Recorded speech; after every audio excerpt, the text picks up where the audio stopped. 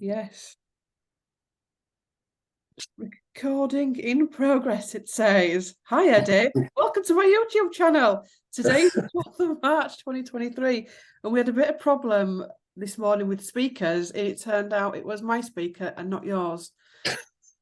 So we're stressed out now. We're stressed out. Anyway, welcome to the channel, Eddie. And you have been sober now for over 12 months, haven't you? Yeah, 15 months, near enough, just over 15 months. Do you know it will be, because I'm thinking we're in January, we're not, we're in March. No, Did you time flies, yeah. Did you? I'm surprised all the little tokens aren't lined up behind you. Well, they are actually. Yeah, I've got a little coffee table with them all in. So my sobriety tips. Right. So are you ready for this? So there's a few questions for you. I think there's 9 questions for you, and I've taken a few out for myself as well. Yep. So number 1, are you ready? How can you help someone who went sober then went back on it? Yeah, really good question. There's lots of different ways to helping somebody that's maybe having a bumpy ride with sobriety, and we just said there between us that I'm at 15 months sober now, and that's sober from all substances. That's alcohol, drugs, medications, everything. Complete abstinence. But that is only maintained through the fact that I work with other alcoholics, that I do things that would like doing this video today with yourself. It's only through working with other alcoholics and carrying the message and helping other people that I do stay recovered from alcoholism and addiction. But the one thing to understand is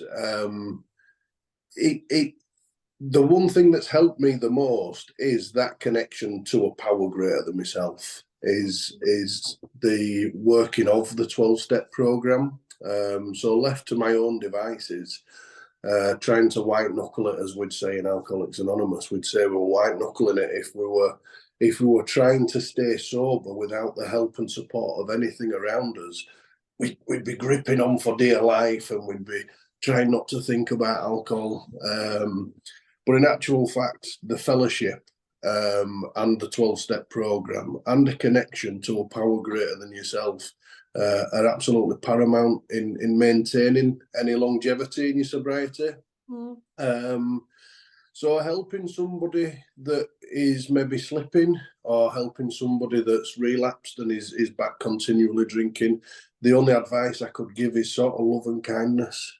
Because that person's trapped in a very, very dark place. It's seen as a very selfish, self-centered illness, is addiction and alcoholism. And to an outsider looking in, I can see why they think that, because they think, oh, they're just getting high, or they're just getting the kicks from drink and drugs.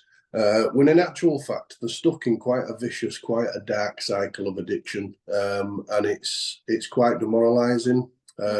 So love and kindness to anybody in your life that's struggling with addiction, struggling with alcoholism, is undoubtedly the key to maintaining relationships and to helping them at the best that you possibly can.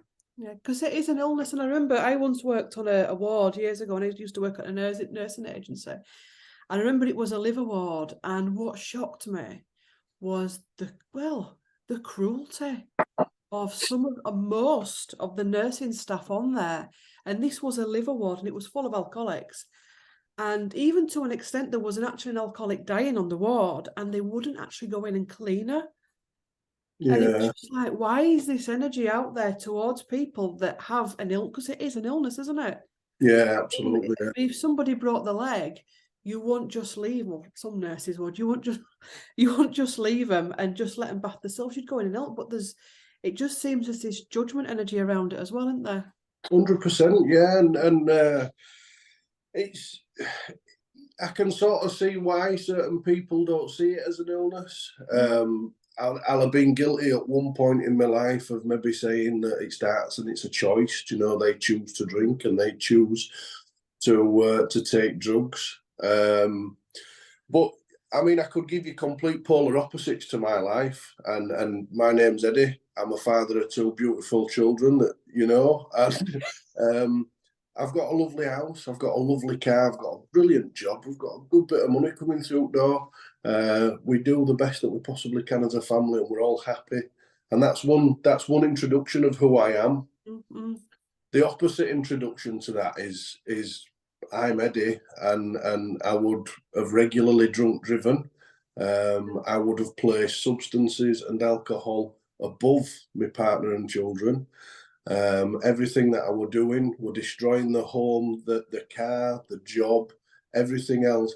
Now, they're the two opposite mindsets of addiction. So how can somebody be so good at one thing and so bad at controlling another? And that sort of gives you a bit of an insight into where my life was and how good it was at one angle and how bad it was at another angle.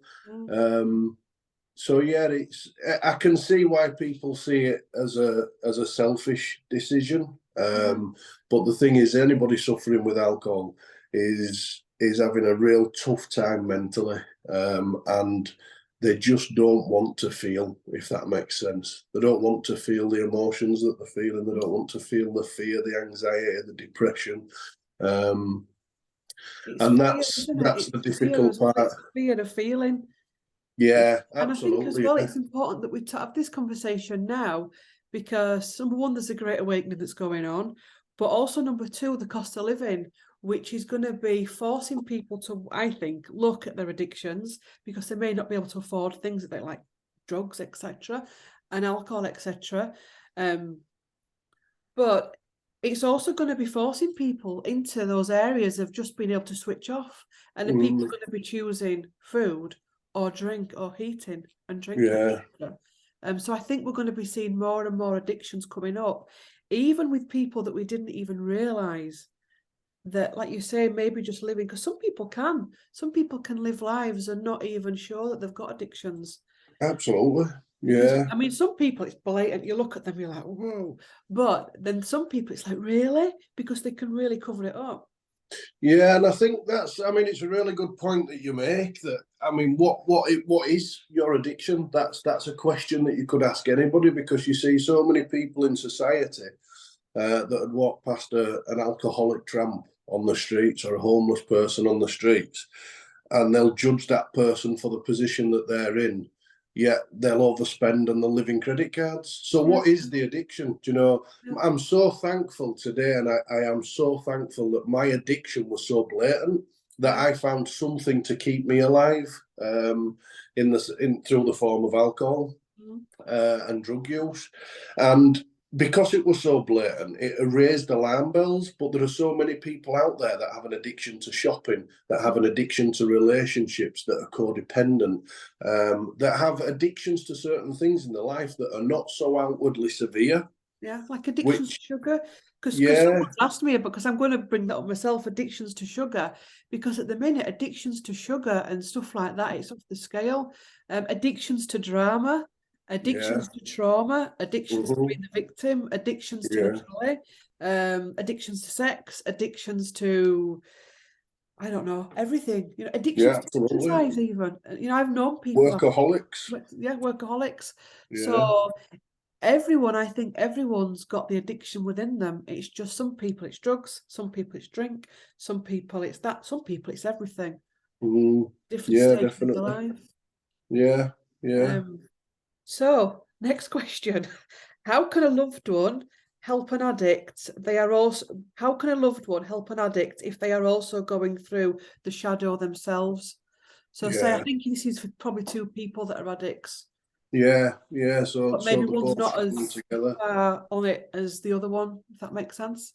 Yeah, absolutely. So when it comes down to our addictions, we're only responsible for our own, and quite often we alcoholics or we drug addicts, we like to control everyone and everything. We like to control people around us and situations around us. And in trying to control somebody else's sobriety, that could show maybe a weaker state of mind, in the sense that we're trying to control somebody else's sobriety. And I think it goes back to step one of the 12-step program, is admitting that we are powerless. over alcohol, or we are powerless over drugs, or we are powerless over the situation.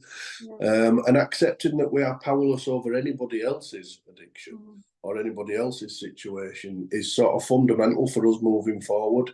So the best advice that I could give for that is to only focus on your own recovery, to focus on you. And in doing so, you will help carry a message through your actions and behaviour to the other sick and suffering person that maybe lives with you or sees your life or is in close contact with you. And we'd be in the hopes that that would then inspire that person to sort of do well. But trying to get somebody else's sobriety going before you get your own going is not going to really cause much good. Yeah, because we talk about, in the spiritual community, we talk about mirroring. I don't know if you've heard of it. I don't know if you talk about mirroring in AA, but mirroring is basically everyone that we meet is a mirror of ourselves and what we need to release, go through, heal, etc. So if you find yourself with an addict, and maybe you're an addict as well, that person will be mirroring something back to you, something that you need to learn, something that you need to heal from, something within yourself as well, because it's almost like we attract in where we're at, if that makes sense. Yeah, absolutely. Yeah, it makes perfect sense. And that sort of that sort of explanation that you just said there is sort of highlights and demonstrates the importance of grounding ourselves. Yeah. Do you know, rather than mirroring or rather than replicating somebody else's behaviour, is the understanding of grounding ourselves and understanding that you are the only person that you can control and you cannot control anybody else around you. You know, so the sooner we become grounded and then connected, then the better chance we have of recovery. Yeah, definitely, because you can't change anybody else, but you can change your reaction to somebody else. And I think as well, because this could cover another question we've got, is like, how do you deal with an addict that, say, I think they mean in like the drink and drugs, when you can see that they're going down this slippery slope, but it's almost like, I think it's with love and kindness, isn't it? It's with absolutely, yeah. You might judgment. It's not like wag, and did you know this and did you know that, and just throwing loads of bump at them. I think actually just stepping back and just letting them experience what they need to experience. Absolutely, yeah. And ultimately, who are we to judge? Who are we to judge? We can't judge anybody's situation. We cannot judge anybody out there, and we can only judge ourselves and work on ourselves. Yeah, because you can get people that enable as well. That it's okay, I'll ring your boss up and I'll tell them that you got an headache and I'll cover for you. Whereas what you could do is say, well, I'm not going to ring your boss up, but I'm not going to scream and shout at you, but you're going to ring your boss up. That kind of an example, rather than it's okay, I'll cover for you, etc. Yeah. So how did you realise that something needed to change? Yeah, brilliant question. I think it was quite obvious towards the end. I had a semi-respectable relationship with alcohol for a lot of years. It started to really prove a hindrance to my life in the last sort of 5 to 10 years, I'd have said.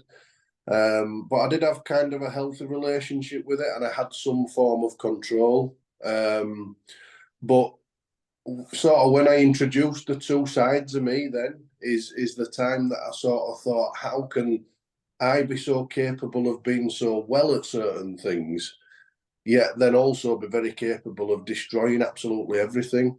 You know, and the book that I study from in Alcoholics Anonymous says that alcoholics have this positive genius. They have this like wonderful gift of being able to create this bright outlook for themselves, to build this structure up and make everything look brilliantly, and then in a senseless series of sprees they pull that structure down on top of themselves. And that is what I was doing over and over and over again. And there was no escaping it. Every time I used to, I mean, you know yourself as my sister, there were periods of sobriety that I attempted, and I said to everybody in the family and to my partner and kids, and I said, look, this is it. I'm done. I'm through with it forever. It's causing me far too much pain, far too much upset. And then 6 weeks later, I'd be picking up a drink again and convincing everybody that I were entitled to a drink and everybody should be able to have a drink and I can control it, and I wasn't alcoholic. And that all boils down to the mental obsession and the insanity with alcoholism. So why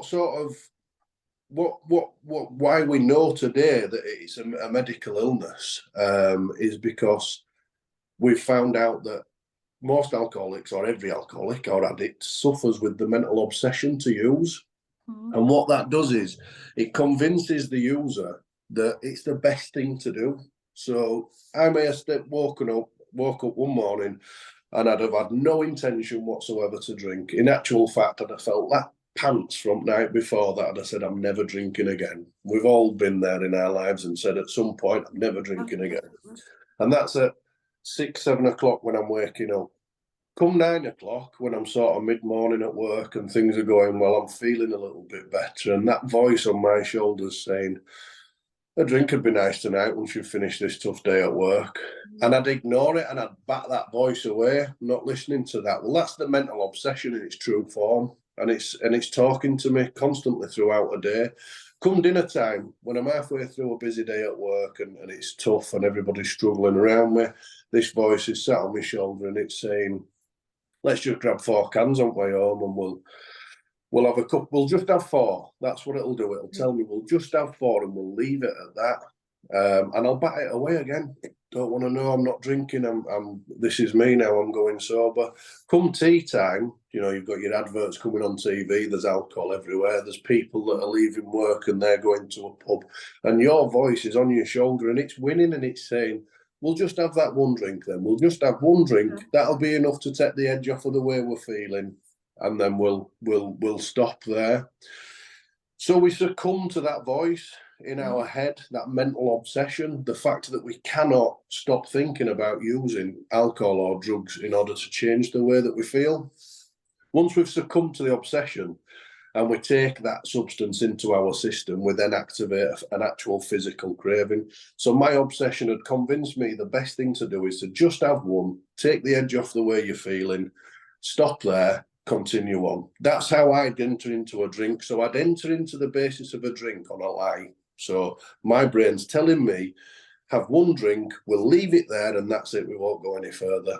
That's fine. So I'd take the one drink, I'd then actually kickstart the physical craving inside. So the physical craving is the fact that I break down alcohol completely different to your average temperate drinker. So your average temperate drinker breaks it down in a slower rate. I break alcohol down in a rapid rate, which creates an actual physical craving for more of the same.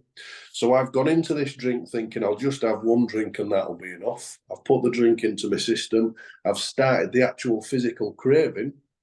Now I can't stop drinking until I pass out or black out. So that's why on a morning when I used to wake up and Laura would sit there and she'd say, how's this happened again? How's it happened again? Another weekend. And I'd be thinking to myself, I should have only had 4. I was only going to have 4. But I'd kick-started that craving. So I had to keep feeding that then.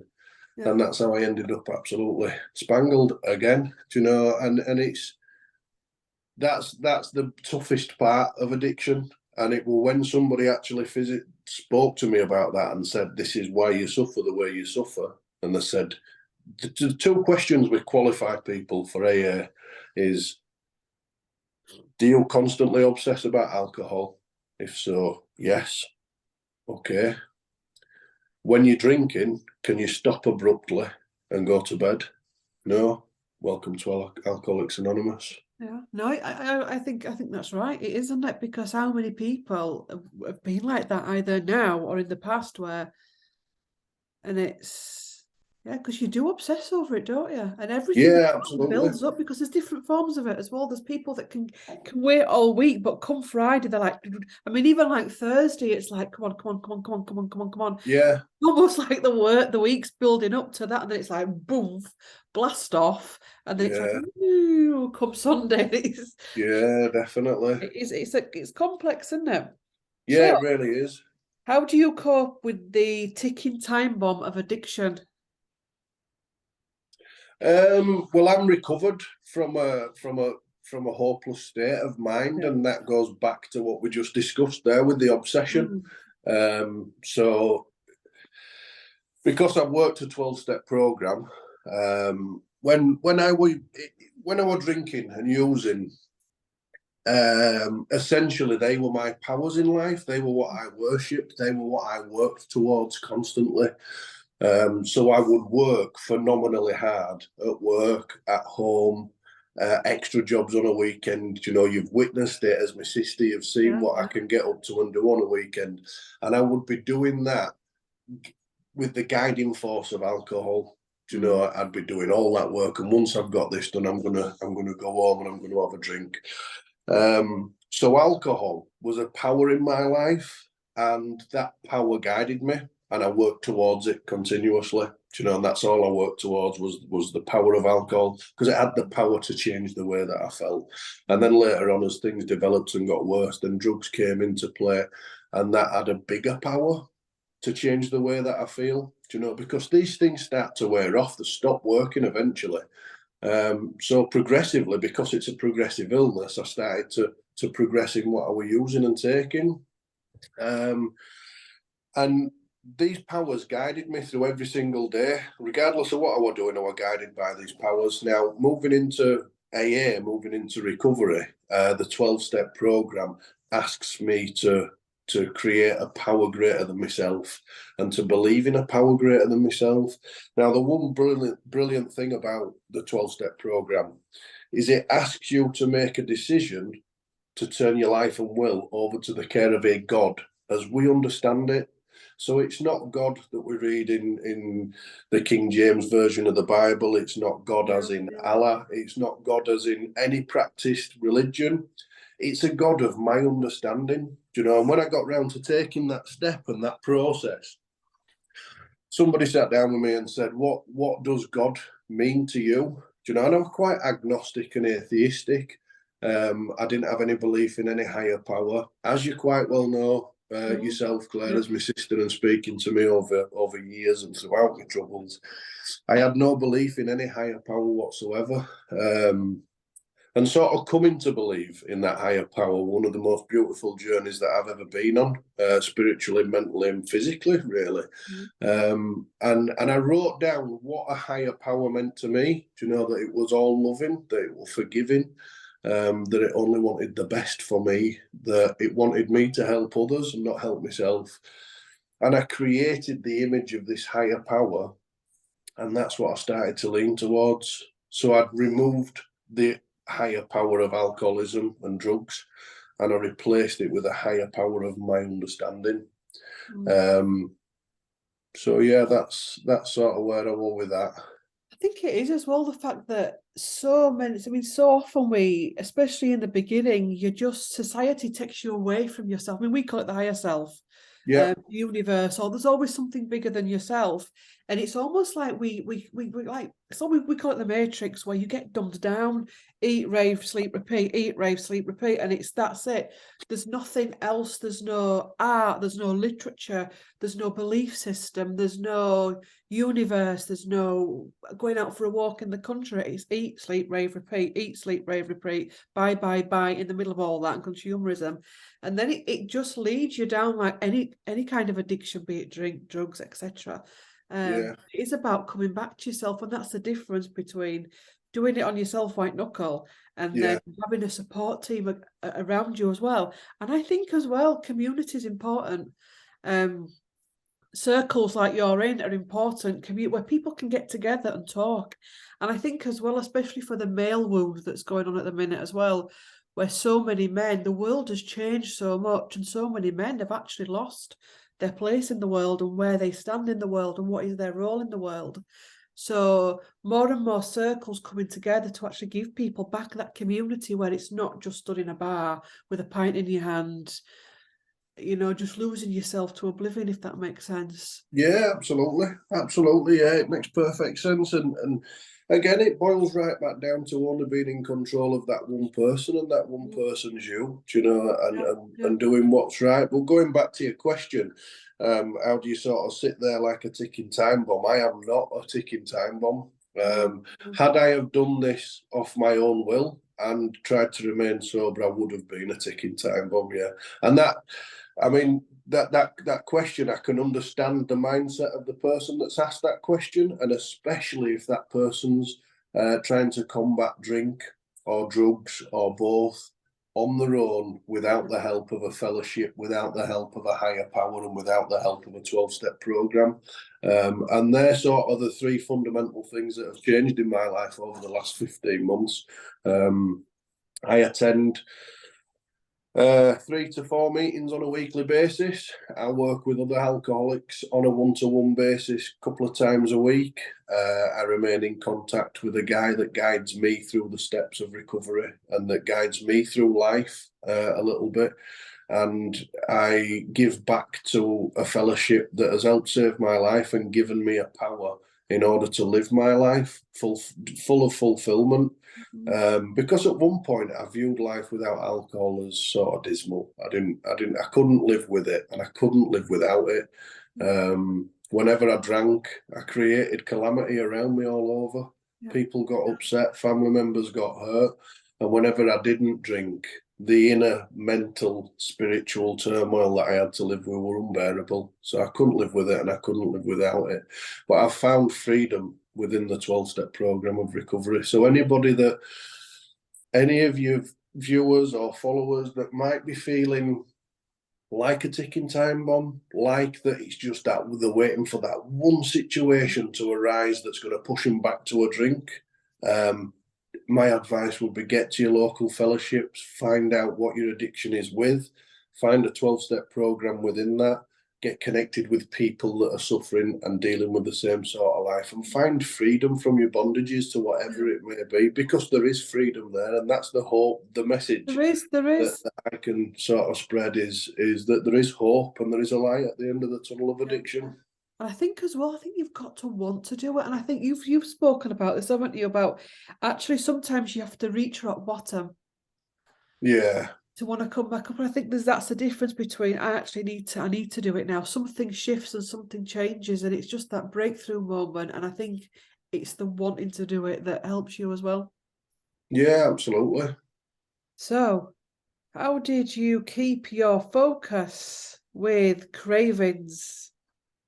You kind of covered that way. What's that, sorry? We've kind of covered that. How do you keep your focus with cravings? I could sort of answer that one as well. Yeah, it's so within the Fellowship of Alcoholics Anonymous, we sort of view cravings completely different. We've got to actually put the drug or the alcohol into our body in order to start the craving. So the actual physical craving comes from consumption of the substance. So once we've had it, we need to keep having it. So if we stay away from it, we tend not to suffer really with cravings. So it's the mental obsession, I think, that this question is sort of going back to, and it's that mental obsession. So the difference between a mental obsession and a craving is I must have it, I've got to put it in. And a mental obsession is sort of, shall I do it, shall I do it, shall I do it, shall I do it? Do you know? And it's that continuous bombardment of mental obsession that gets us to the first drink. Once we have the first drink, then that's when we've triggered the allergy and we suffer with cravings. So again, like I say, I think the question there is more aimed towards the mental obsession of cravings. But once I got sober, I walked into a meeting of Alcoholics Anonymous on the 5th of December 2021.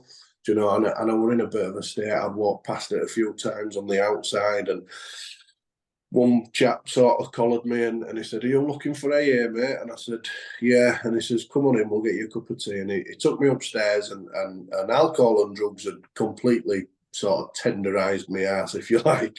They'd really put me through the ringer. And I sat on this chair, and a guy put his hand on my shoulder, and he made me half a cup of tea. And he said, "It'll all get better from here, don't worry." And he were right. You know, at that time in my life, when I sat in that room, I were at the lowest I could have possibly been. I was sort of overcome with self-pity and sort of the bitter morass of self-pity, if you like. And that's a really bad place to be. But working the 12-step program and getting involved in fellowship the obsession to drink alcohol was removed from me. And that is one of the miracles of a 12-step program that I'd advise. I would advise everybody and anybody to work a 12-step You've program, said that, haven't you, for everybody to do it. irrespective of whether you've got a problem with addiction. I'm certain by the end of it, you'll find out if you have, but I'm certain by the end of it, you'd feel better, more connected and more fulfilled as a person. But the obsession to drink alcohol left me. And I think it was pretty much instantaneous. I think I had a couple of weeks within AA, and I was at work one day and I was stood near my van. And I just remember this overwhelming feeling that the situation had disappeared, that it had gone. I had this overwhelming feeling that a miracle had sort of happened, that I did not have any desire whatsoever to take a drink of alcohol or to use a drug. And that is a true miracle of the program, you know, and you only get that from working the program. So yeah, it's getting over sort of those cravings, to getting over that obsession. You know, we need to get people into a program of a 12-step action, you know, and get them working on that, and instantaneously they'll feel benefits. So yeah, definitely. Right, let's move on. How can a mother help her child when she is the child's biggest enabler? See, that's a complex question, that, isn't it? I think that's from a mother, that. So Obviously. enabling in what respect? Does it So say how what can a mother respect it's help her enabling? child when she is the child's biggest? So it could be a mother that enables. So what I'm presuming from that, it could be, say you've got a mother that, like I said, it's okay, I'll ring work for you, or I'll cover for you, because I think a mother wants to try and jump in and help, but actually Yeah, by doing it, they can be the biggest enabler. I think that's what they mean. yeah. So again, I mean, I think the answer to that question is within the question. And we can, I mean, you quite rightly pointed out yourself earlier on in conversation, Claire, that we can help people without enabling them. You know, we can help people. But the fact of the matter is it is only when an alcoholic decides, or an addict decides, they want change, that real change can happen. So the more people running around us, mopping up after us, the more people. I had it in my life. You know, I had great family members like yourself, Claire, loving people that were in my life and that were doing things in my life that not necessarily enabled me to continue doing what I were doing, but you all made my life a little bit more manageable. You know, and Laura did, and my mum and dad did, and other family members, other friends helped out in and around my life to make it more manageable, because if it were left to my own devices and my own ways and thoughts and feelings, everything was purely unmanageable. So it's a real difficult topic, because I mean, I'm a father of children and I know how I'd feel about my kids if they suffered with addiction, but we need to sort of separate with love ultimately, and we need to cut off the enabling, and we need to sort of remain there as a loving force and a loving, not necessarily force, but a loving presence, and kind. And we need to sort of be there for that person the best we possibly can without enabling their addiction, because ultimately, and I'm sure whoever's asked this question will be aware, if you enable an alcoholic, they probably will stay around. If you stop enabling an alcoholic, they're more than likely going to go find the alcohol or the drugs or whatever they want somewhere else.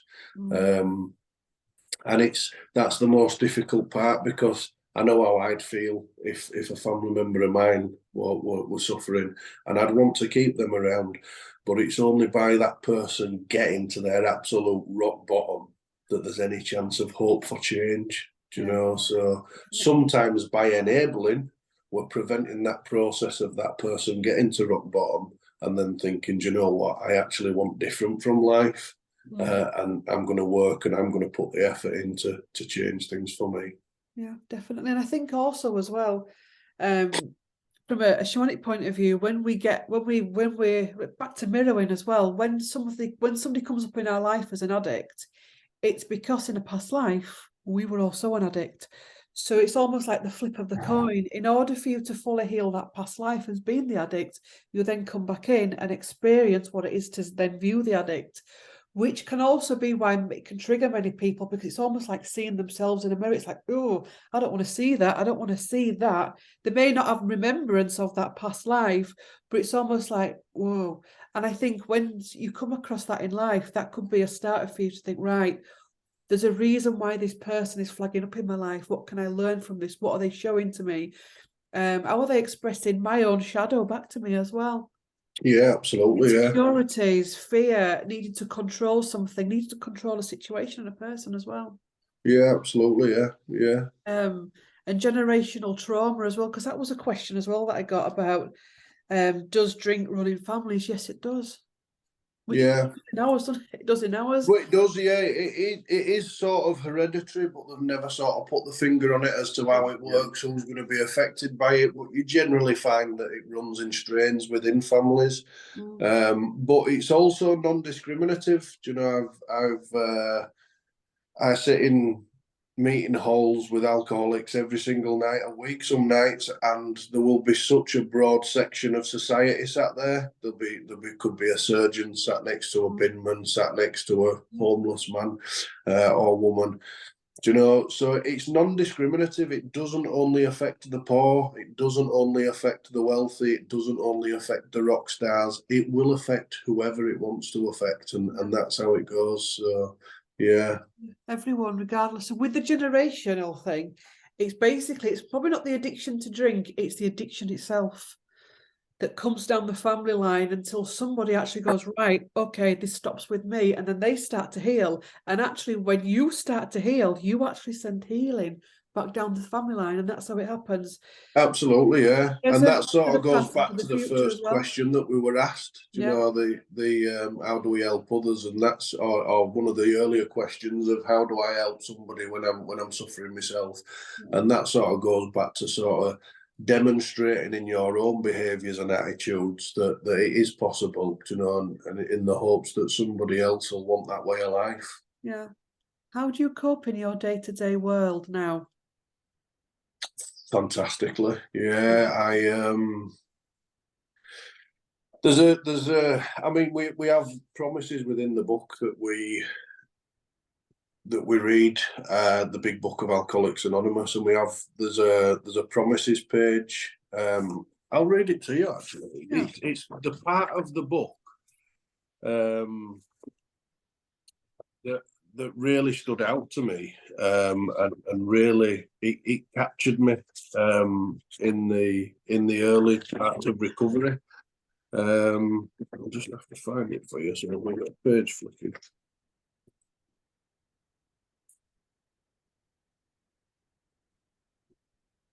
So it says, no, I'm sorry, I've not found it.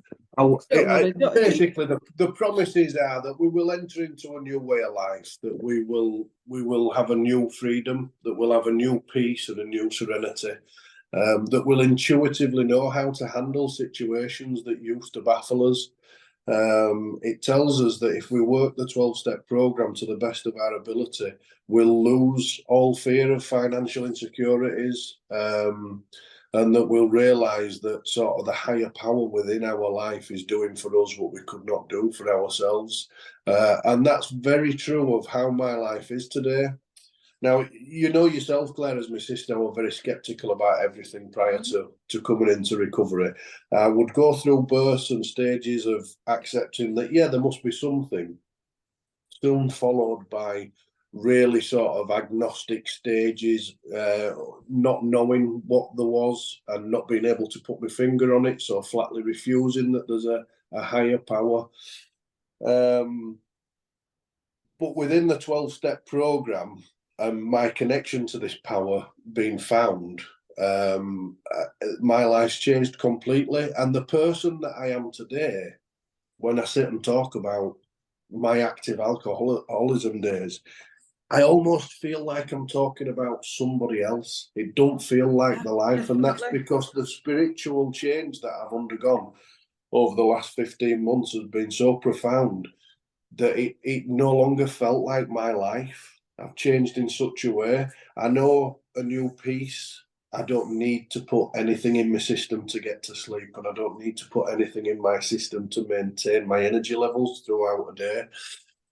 I don't need to put anything in my system to relax and to unwind. Do you know, I've found a really organic, wholesome way of doing that through finding a connection to God. So yeah, day-to-day life today is happy, joyous, and free, and that's again part of the message that I carry to other alcoholics, that there is a light at the end of the tunnel, basically. Definitely. And I think as well with you do some walking now, don't you? Yeah. Although you like Bear Grylls a bit with that, aren't you? But Yeah, oh, absolutely, yeah, and also, I mean, that sort of points out that I can still be very alcoholic. You know, alcoholic people. The big book refers to us as being outright mental defectives while we drink, and we are really. We make some really crazy decisions, and it goes on to talk about the madness of a man having a headache and hitting himself in the head with a hammer to get rid of the pain. You know, it's sort of that crazy as alcoholism. But I still today can be very alcoholic, so I've got to constantly be watching my behaviour. There's the 12-step program that I worked did not stop on the day that I finished it. It continues now for a lifetime. It really does, and I've got to keep carrying it throughout my life. I've got to keep referring back to my 12-step program in life. I find myself today, when I make any serious decisions, I ring my sponsor, a chap that lives down in Portsmouth, that's sort of very lovingly guided me through this program, and sort of pushed me a little bit at a time, but very, very kindly and very gently, and helped me see the light a little bit. But when I make any decisions today, I speak to people around me. I ask myself, is this in line with my higher power? Is this a decision that's right for me? Is this a decision that's right for my family? Do you know, and does this decision benefit others more than just me? And it's that sort of mindset, and it's that sort of attitude to life today that maintains that peaceful, happy, joyous, free feeling that I live with. Yeah, because often actually it's a good point, is that because often people deal with the addiction, be it drink or drugs or whatever, and then the rest of their life they'll say, "Oh yeah, I've been booze free but they're still being erratic in their life choices," and it's like, it's almost like you said, the need to have that stability of some kind of a belief system where you're still checking in with yourself. And we say that for like shamanism, that you don't just do the healing session and then off you pop. You've got to keep coming back to your modality or your sense of your higher self, or you don't just go off and just flip off into the world and off you pop, that's it. You've got to still keep coming back to yourself. Yeah, and I think the fact that we believe in a higher power, and the fact that we are connected to a higher power sort of highlights that if we are working towards one power that's positive, then there must be a power that's negative. Do you know, and where you put your work in is where you're going to end up. Do you know, and sort of to rest on my laurels spiritually, to rest on what I do in and around Alcoholics Anonymous, and for me to focus on me would be the wrong thing to do, and that's why we all revert back to self. So we all revert back to being quite selfish and self-centered. So I've constantly got to be pulling me out of me, and I've constantly not necessarily putting my feelings second always, but always be thinking of others rather than because the nature of my illness is selfishness and self-centeredness. That is the nature of being an alcoholic. So I've constantly got to be working, at thinking about other people and working with other people, you know, to overcome that. So yeah, it's an amazing program, and there are active steps within it that every single day I do. Every single day I wake up and I say a step 3 prayer. I ask that my higher power, which is God, sort of removes me from selfish, self-centered thinking. I ask him to guide me throughout that day, to see the truth, you know, and to open my head and heart, because for all I've stopped and opened everything up and said, help me, And I sometimes need a little bit of help with that in order to see things a little bit different. So yeah, I mean the active steps of the 12-step program, praying on a morning, meditating, praying on an evening, and meditating help us on a daily basis. They remind us of who we are and where we've been and what we've overcome. Yeah. But they also ground us and keep us really connected to a power that's doing good in our life today. Yeah, it's interesting, isn't it? I think it's a gift in a way. It's a gift because I think not just addiction, but I think any kind of trauma that you've had, once you recognize it and you start your healing process, it's always been the gift that keeps on giving anyway, but it's almost like it can take you from strength to strength to strength. Every day can be a new revelation for you, can't it? Yeah, absolutely. Yeah, and Yeah. we sort of get rid of old ideas. Old ideas are cast aside, you know, and we move forward with new ideas. And yeah, I mean, you refer to it as a gift. We refer to it as an awakening. And I think I've triggered an awakening process.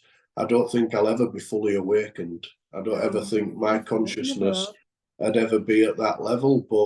But certainly I am forever grateful that the path that I took to get to where I needed to be today to awaken happened, because I just hate to still be where I was in mentally, you know, and spiritually. I'd hate to still be stuck in that log jam of there's no other way.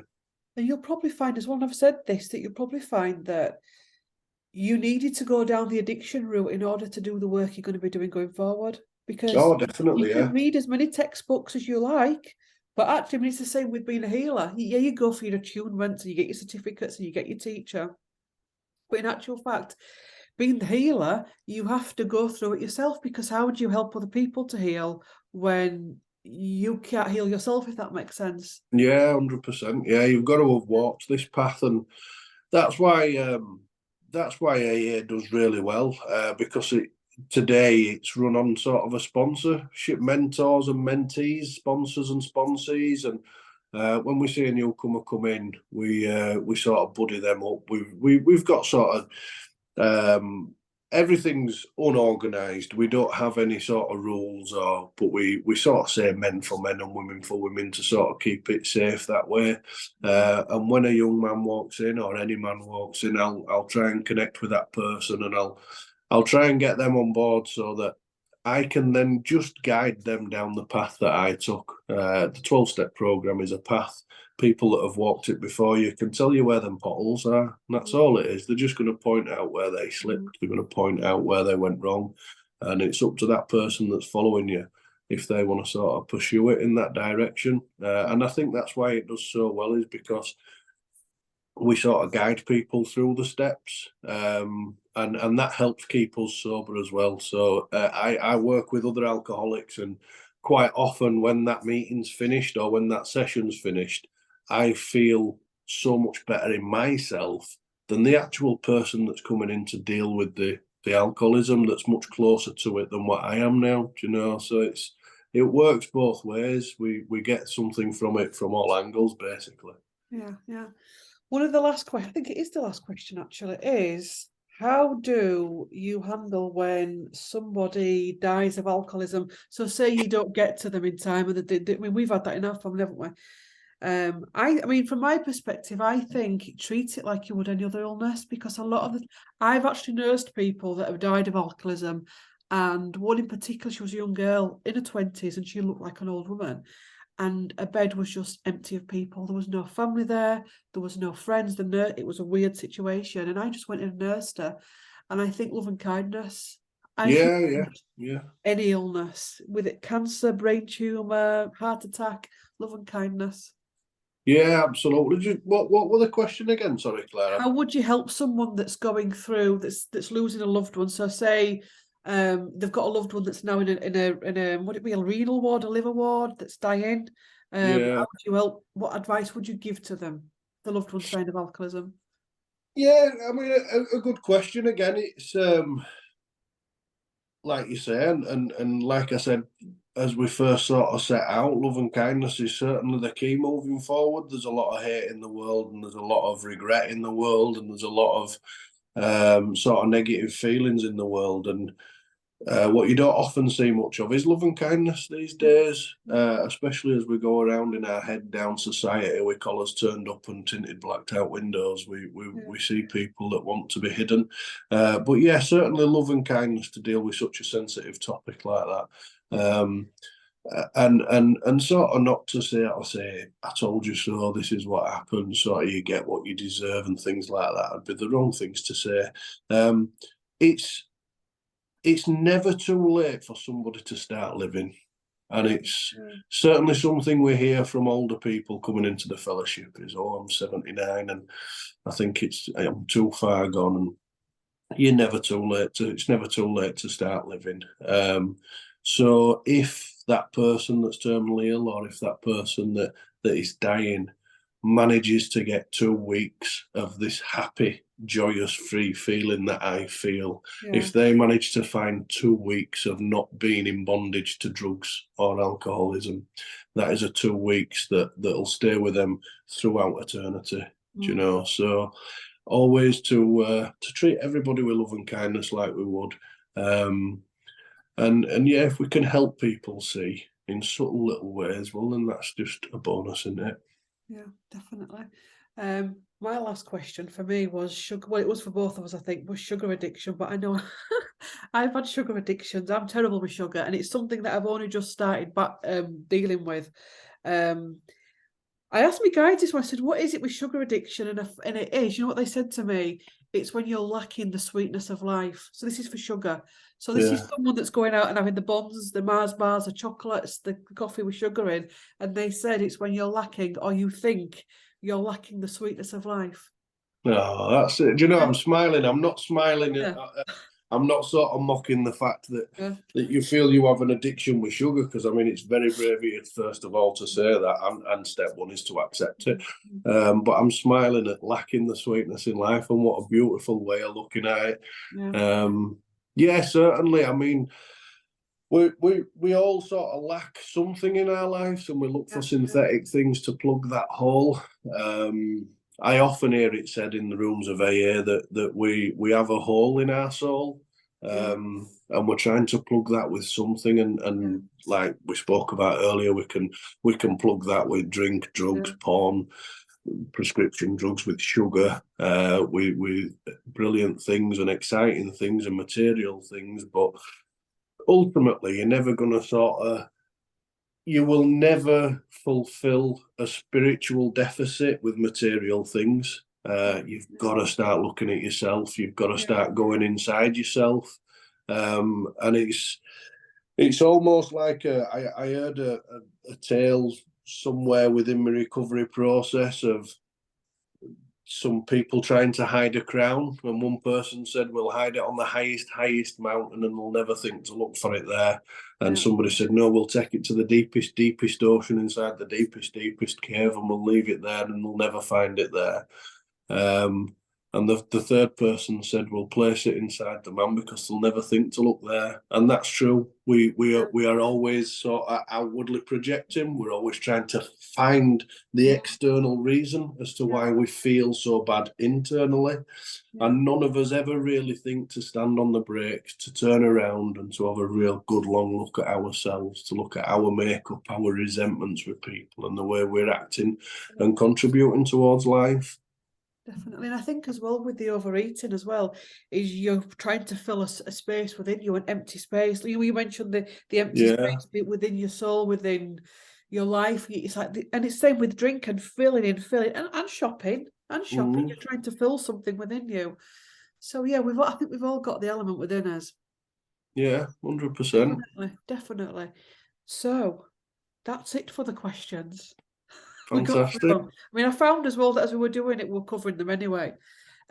So you have just today gone on social media.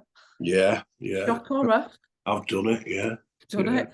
So what I'll do is I'll link your socials below because you're going onto YouTube. You've not started filming on that, haven't you? Not yet, no, but I plan to. I sort of see that certain things have come my way within sobriety, and there's certain things you can ignore, there's certain things that are not meant to be, and there's certain things that are just sort of the will of a higher power. And I think today, in this day and age, the fact that we can quite easily come online, that we can sort of share and share our experience, our strengths and our hopes with each other, and then potentially give other people hope on a platform like this is a beautiful way of carrying that message. So yeah, I decided that I'm going to go on socials and give it a go. So you could find me on What's YouTube. your YouTube called? So it's Sobered or Sobered. Sobered.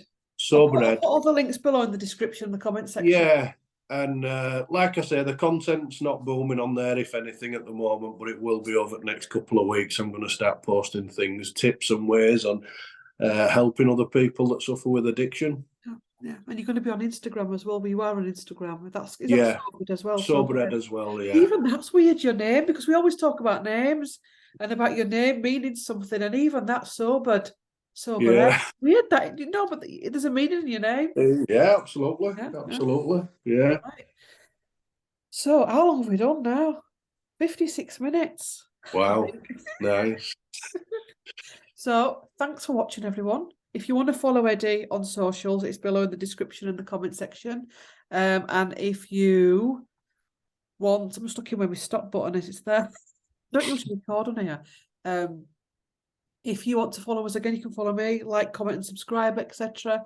And we will catch you later. We'll probably do some more of this as well. Absolutely, yeah. I'd love to.